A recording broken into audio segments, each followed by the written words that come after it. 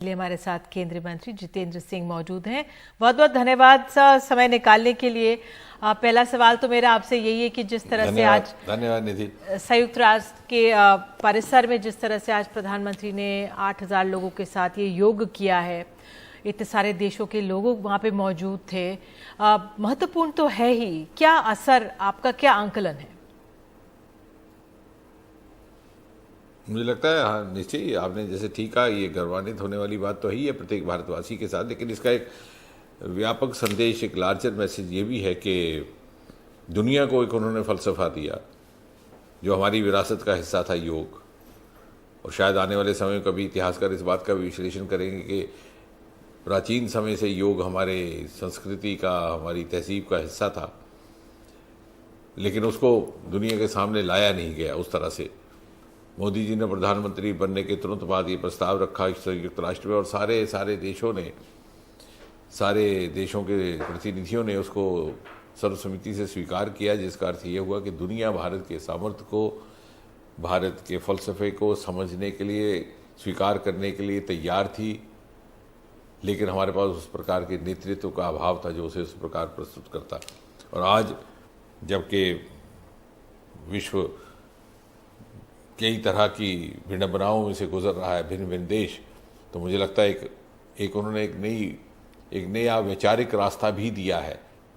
जैसे उन्होंने कहा वसुधैव कुटुंबकम, और आज जैसे उन्होंने अपने संक्षिप्त संबोधन में कहा कि योग इज़ यूनिवर्सल, तो मुझे लगता है 3 शब्दों में ही सारी बात समाप्त हो गई जी कि ये किसी धर्म विशेष या किसी मज़हब विशेष के लिए नहीं है, चाहे आपकी जात पात कोई भी हो, आपका धर्म कोई हो, आपका देश कोई हो, आपके शरीर का रंग कोई हो, आपका खान पान कोई हो, आपकी आस्था कोई हो, लेकिन ये एक सूत्र है जो आप सबको बांध सकता है स्नेह और भाईचारे में। बिल्कुल। कूटनीतिक तौर पर क्या आंकलन सर, क्या प्रभाव पड़ेगा इसका जिस तरह से ये आयोजित हुआ है? मुझे लगता है कि वैसे अब काफ़ी समय से मोदी जी के कार्यकाल में भारत को एक बड़ी इज्जत मान की निगाह से दुनिया देख रही है। भारत की हर बात को बड़ी संजीदगी से लिया जाता है। भारत के नेतृत्व को मोदी जी की अगुवाई में बड़ी अपेक्षा के साथ देखा जाता है। ख़ासतौर से कोविड में जिस प्रकार से जब 50-50 लाख जनसंख्या वाले देश दिल मिला गए और 130-40 करोड़ लोगों को न केवल मोदी जी के नेतृत्व की सरकार ने संभाला, बल्कि पहला वैक्सीन ईजाद करके दुनिया को दिया और 220 डोजेज उस देश में लगाई जहां प्रोटेक्टिव हेल्थ केयर का कोई कॉन्सेप्ट ना था। उसके बाद दुनिया को ये समझ आ गया, और जैसे कल ही वहाँ के विशेषज्ञ माइक गोल्ड जब on the eve of prime minister Modi visit, उन्होंने लिखा कि India is a sleeping giant, कि ये एक सोई हुई ताकत थी, इसका सिर्फ जगने की देर थी। प्रधानमंत्री ने मुझे वो जाग। भारत और अमेरिका के रिश्तों को आप किस नजर से, इस नई रोशनी से क्या देखेंगे आप? एक नया आयाम तो है ही है, जैसे सारे विश्लेषक कर रहे हैं, लेकिन मैं उसमें एक बात ये भी जोड़ दूं कि this is now going to be a relationship from equal platform.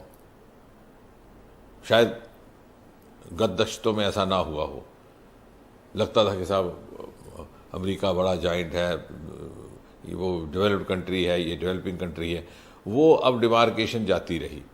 Now India under Modi operates और relates as a equal partner, वो एक बहुत बड़ा बदलाव आया है।